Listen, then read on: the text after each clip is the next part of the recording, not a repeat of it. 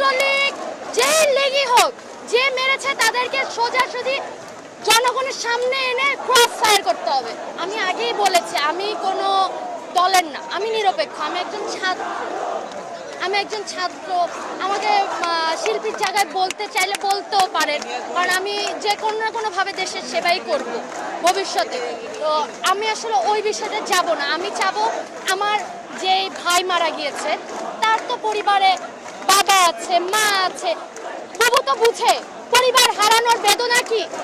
বাবু কি তাদের জায়গাটা বুঝতে পারতেছে যে তাদের ছেলে নাই এই মুহূর্তে, তাদের ছেলে নাই এই মুহূর্তে। কে মেরেছে?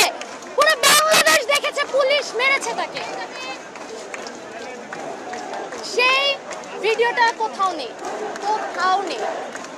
কেন নেই? কেন নেই? আমি আগেই বলেছি আমি নিরপেক্ষ।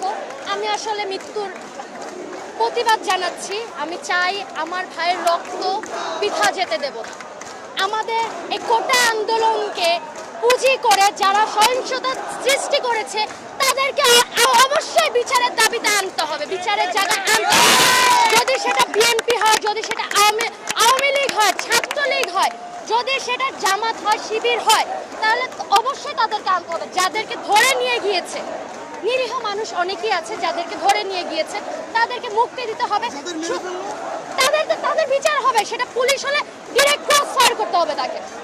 পুলিশ, ছাত্রলীগ, যে লীগই হোক, যে মেরেছে তাদেরকে সোজাসুজি জনগণের সামনে এনে ক্রস ফায়ার করতে হবে। আমি একটু বলতে পারি, অবশ্যই বিচার। আমরা তো বিচার চাই, আমরা তো বিচার চাই। আমরা ওদের মৃত্যু চাই। কারণ আমার আবু সাইদ ভাই, মীর ভাই, রাফি ভাই, রাতুল ভাই পরিবারের যে কষ্টটা তারা পেয়েছে সেই একই কষ্ট তাদের পরিবারকেও আমি দেব।